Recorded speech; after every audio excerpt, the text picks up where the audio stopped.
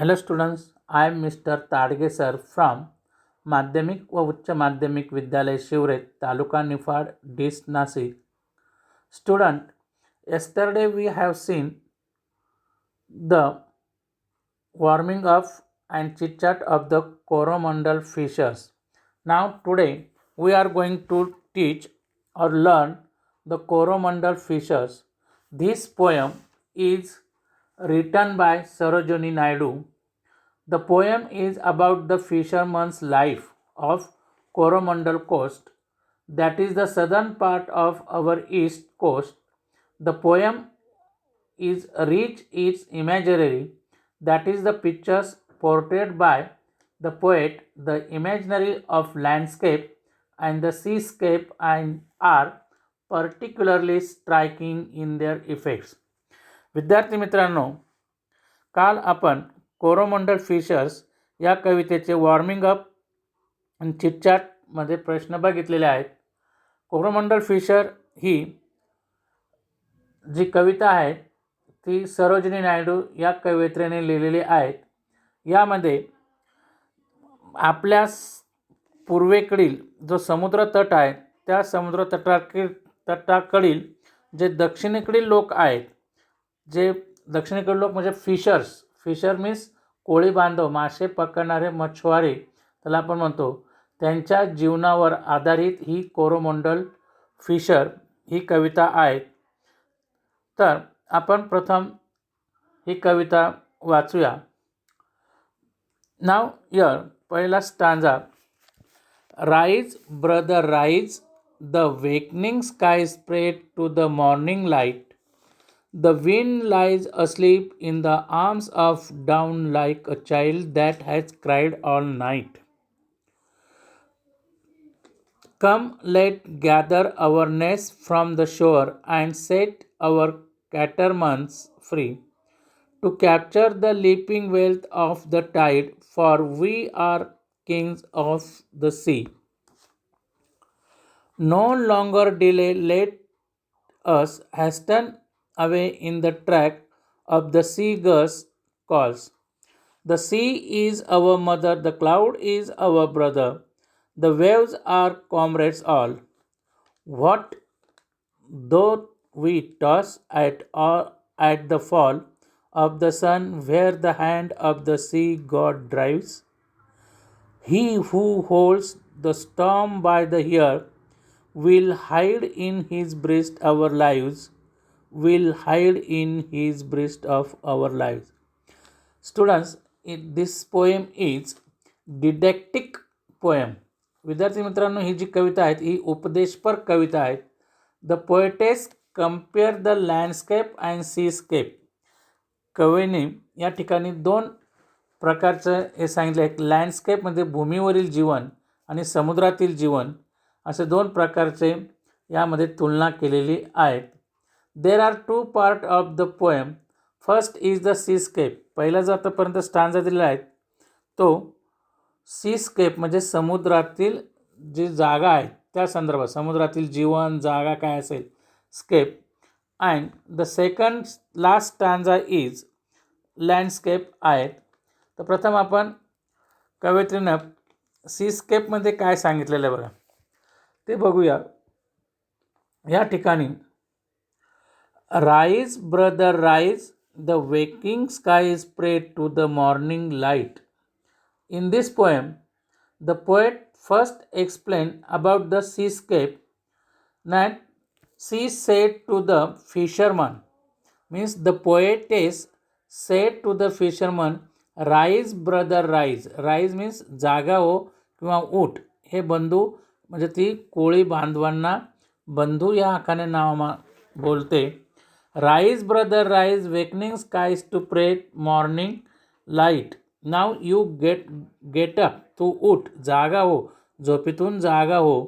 सूर्य वरती आलेला आहे. It is the early in the morning, the sun rises in the sky.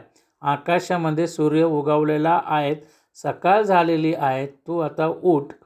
Early in the morning, the sun rises in the sky, you get up early in the morning. The wind lies asleep in the arms of down like a child that has cried all night. या ठिकाणी कवीने या वाक्यामध्ये या लाईन्समध्ये simile या अलंकाराचा उपयोग करत आहे. सिमिली म्हणजे उपमा अलंकार. ज्याप्रमाणे एखादं लहान मूल रात्रभर रडून पहाटेच्या वेळेस आईच्या कुशीमध्ये जसं शांत झोपलं जातं, त्याप्रमाणे द विंड, विंड म्हणजे वारा, लाईज अस्लीप, शांत पडलेला आहे, शांत झोपलेला आहे, in the arms of the down, DAWN, down means जो सूर्य उगवायचा अगोदरचा जो कालावधी असतो, पहाट, त्याला भोर असा शब्द आहे. डाऊन मी जसं लहान मुलगा, like means a child that has cried all night, जसं लहान मूल रात्रभर रडत असतं आणि पहाटे आईच्या कुशीत झोपी जातं, त्याप्रमाणे वारासुद्धा रात्रभर वाहतो आणि पहाटेच्या त्या शांत वातावरणामध्ये तो शांत होऊन जातो. Now here come, come let's gather our nets from the shore and set catamarans free. The poetess said to the fisherman. In this lines, या लाईनमध्ये कवयित्री त्या कोळी बांधवांना बोलते, come let's gather our nest, चला आपण सर्व एकत्र येऊया, आपल्या ज्या नेट्स आहेत, जाळे आहेत, ते एकत्र घ्या. जाळे म्हणजे कोणते? मासे पकडण्याचे जाळे. कम लेट्स गॅदर अवर नेट्स, आपले जाळे एकत्र केला. फ्रॉम द शोअर, कुठून? समुद्र किनाऱ्यावरून. शोअर मीन्स समुद्र किनारा. अँड सेट अवर कॅटरमन्स फ्री, आणि आपल्या जहाजाकडे, आपल्या नावेकडे, बोटीकडे आपण मासे पकडण्यासाठी निघूया. कॅटरमन्स मीन्स CATAMARNS, कॅटरमन्स मीन्स नाव, नाव, सेलिंग बोट त्याला म्हणतो, तर्फा, त्याच्याकडे आपण जाऊया, त्या तर्फेने आपण मासे पकडूया. नेक्स्ट लाईन कशासाठी? To capture the leaping wealth of the ride for we are the king of the sea, म्हणजे आपण मासे पकडण्यासाठी चला एकत्र येऊया, सर्वजण आपले जाळे टाकूया आणि सर्वजण आपल्या बोटीतून मासे पकडण्याकडे समुद्रामध्ये जाऊया. टू कॅप्चर, कॅप्चर म्हणजे पकडणे. Says the leaping wealth, leaping wealth means fish, wealth म्हणजे संपत्ती, लिपिंग म्हणजे उड्या मारणे, संपत्ती उड्या मारते का नाही, म्हणजे समुद्रातील का कोणती संपत्ती आहे? तर मासे. Leaping wealth of the tide, tide means ते पण लाटा ज्या असतात त्या लाटावर उड्या मारणारे, म्हणजे पाण्याच्या, समुद्रातील ज्या लाटा आहेत त्या लाटावर उड्या मारणारे जे फिश आहेत, त्या फिशना आपण पकडूया, सर्वात जास्त फिश पकडूया, ती संपत्ती पकडूया. And we are the king of the sea, आपण कोण आहोत? समुद्राचे राजे आहोत. आपण समुद्राचे राजे होऊया. समुद्रात मछली जे आहेत, मासे जे आहेत, ही भरपूर प्रमाणात संपत्ती आहे. ते मासे पकडून आपण समुद्राचे राजे होऊया. चला आपण आता समुद्राकडे निघूया. No longer delay let us hasten away in the track of the seagull's call. The poet inspirations to the fisherman. Poetess, ती जी कवी आहेत सरोजिनी नायडू, ही आपल्या कोळी बांधवांना प्रेरणा देते. काय प्रेरणा देते?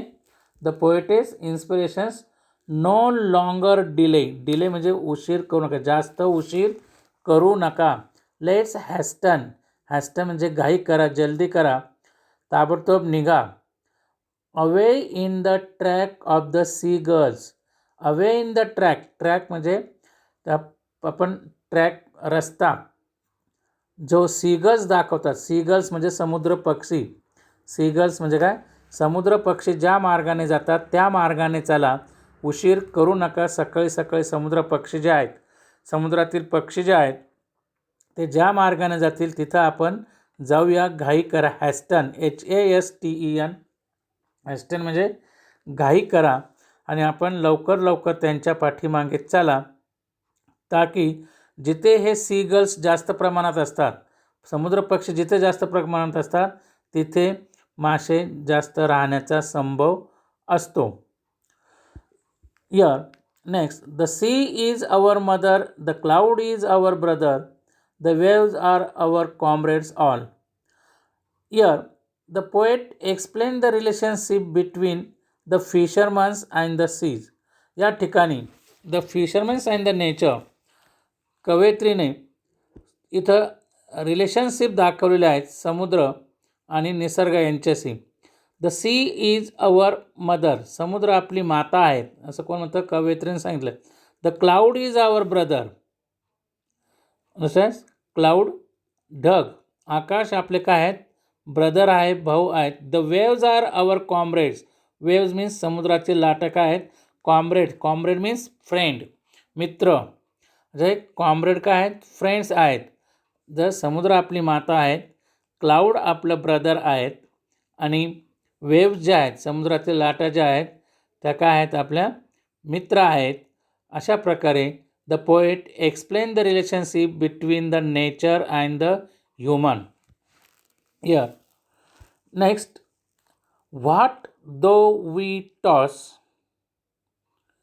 What though we toss at the fall of the sun, where the hand of the sea God drives? What the toss? काय असं उडालं? That the fall of the sun, की जो सूर्यास्त अस्ताला गेला आहे. The poet explained that here, the poet explained that what though toss at the fall of the sun, where the hand of the sea God drives. येथे समुद्र, fall of the sun, where the hand of the sea God drives. In here, the poet says, don't be afraid. कवीने काय कवितेने सांगितलं की don't be afraid. The fisherman wonder that by the sunset. जेव्हा सूर्यास्त होतो तो सूर्यास्त कोण करतं? By the god, sea god drives. The poet said, don't be afraid. The fishermen wondered that by the sunset they could end up any when the sea god drives them. म्हणजे C God जे आहे, समुद्र देवता जे आहे, ही समुद्र देवता या ठिकाणी सी गॉड ड्राईव्स म्हणजे समुद्र देवता जे आहेत ती सूर्य अस्ताला नेईल. अंडरस्टँड्स? समुद्र अस्ताला नेईल. That he who holds the storm by the here will hide in his breast our lives. या ठिकाणी स्टांजाच्या लास्ट लाईनमध्ये ही एच कॅपिटल दिलेला आहे. म्हणजे ही हू, तो जो की, तो मीन्स गॉड, परमेश्वर. या ठिकाणी सांगितलं आहे who holds, do not be fright the storm by the hair. Storm means वादळ. जो परमेश्वर आहे, समुद्रात येणारं वादळ तो थांबवू शकेल, रोखू शकेल. त्यासाठी तुम्ही घाबरून जायचं कारण नाही. Fisherman did not fright to the storm and will hide in the breast our lives. त्यांचा समुद्रदेवतेवर पूर्णपणे विश्वास आहे आणि समुद्रदेवता ही कधीही त्यांना धोका देऊ शकत नाही. त्यामुळे त्यांचं त्या वादळापासून, समुद्रदेवता जे आहेत किंवा परमेश्वर आहेत, तो त्या वादळापासून त्यांचं संरक्षण करेल असा त्यांना पूर्ण म्हणजे या कोळी बांधवांना विश्वास वाटतो. म्हणजे या ठिकाणी सर्व प्रकारचं या कवयित्रीनं यामध्ये उल्लेख केलेला आहे. म्हणजे समुद्रामध्ये घडलेल्या ज्या घटना आहेत, म्हणजे वादळ असो, वारा असो, ऊन असो, सर्व प्रकारचं यामध्ये दिलेलं आहेत की फिशरमन जे आहेत ते कशालाही घाबरत नाही. हा पहिला जो सांगितलेला आहे हा सी समुद्र मीन्स सी स्केप यामध्ये दाखवलेला आहे. कवीने फर्स्ट पार्ट इथे झालेला आहे. या फर्स्ट पार्टमध्ये सी स्केप सांगितलेला आहे. म्हणजे समुद्रातील जीवन कशा प्रकारे असतं आणि कोळी बांधव त्यांना कशा प्रकारे फेस करतात आणि समुद्र देवत्यावर त्यांचा किती विश्वास असतो आणि हे संपूर्ण ते आपण बघितलेलं आहे. Now last stanza, listen it carefully. Sweet is the shade of coconut glade, and the scent of mango grove, and the sweet are the sands at the full o moon with the sound of us voices we love. But sweeter, O brother, kiss of the spray and dance of the wild foam's glee. Row, brother, row to the edge of the woods where the low sky meets with the sea. In the last stanza, the poet explained about the landscape. In the second part of the poetess explain about the landscape according to the fisherman. Sweet is the shade of the coconut glade and the scent of the mango grove. Mango grove means आंब्याची आमराई. आमराई म्हणजे आंब्याचं one, त्याला आमराई हा शब्द आहे. Sweet is the shade. Here the poet says about according to the fisherman the landscape that they have left behind. जेव्हा fisherman हे समुद्रात जातात आणि लँडस्केप म्हणजे भूमी ही मागे टाकतात आणि त्यावेळेस ते म्हणतात त्यांच्या मतानुसार दे have left the behind is the sweet of the open space. Landscape म्हणजे ओपन स्पेस ते पाठीमागे टाकतात, खुली जागेमागे टाकतात. It is the shades of coconut. ती जी स्वीट जागा आहे ती एकदम स्वच्छ चांगली जागा आहे, सुंदर जागा आहेत. That is the shade of the coconut glade. Glade म्हणजे दोन झाडांमधील जी जागा आहे तिला ग्लेड शब्द म्हणतात. दोन झाडांमधली जागा, स्पेस ही फार सुंदर आहे. म्हणजे नारळांच्या झाडांमध्ये जी जागा दाखवतात तिला ग्लेड हा शब्द आहे. Sweet is the shade of the coconut glade and the scent of mango grove. Scent म्हणजे वास. वास आमराईमध्ये आंब्यांचा मोहक असा वास येतो, सुंदर असा वास इथं दाखवलेला आहे. Here with the open space than the pleasant of mango trees and म्हणजे सेड म्हणजे सावली. दोन कोकोनट झाडांच्या मध्ये जी सावली असते ती एकदम सुंदर असते आणि आंब्याच्या वनराईचा श्वासही सुंदर आलेला असतो. And sweet are the sand at full o moon with the sound of the voices we love just as the sweet. And sweet are the sand. Sand means रेती, वाळू. समुद्रकिनारी जी वाळू असते रेती चौपाटीवर, ती ज्यावेळेस फुल मून डे म्हणजे पौर्णिमेच्या दिवशी जेव्हा ती चमकते, सिल्वर दिसते, त्यावेळेस कोळी बांधव हे तिच्यावर डान्स करतात चांदण्या रात्री. Just sweet are the sands during the full moon light. Full moon light means पौर्णिमेच्या दिवशी चांदण्या रात्री समुद्राच्या वाळीवर पौर्णिमेचे कोळी बांधव छानसे आवाजात गाणे गातात आणि डान्स देखील करतात. आपणही कोळी गीतं भरपूर ऐकलेली आहेत, पाहिलेली आहेत. कोळी बांधव त्या चौपटीवर, समुद्राच्या चौपटीवर, रेतीवर कशा प्रकारे गाणे गातात हे सर्व आपण बघितलेलं आहे. म्हणजे आता समुद्राच्या चौपटी म्हणजे बाहेरचाच भाग आहे, पाण्यातला भाग नाही. कोळी गीत गाणे गातात. But sweeter o brother kisses of spray the dance of the wild foams Glee.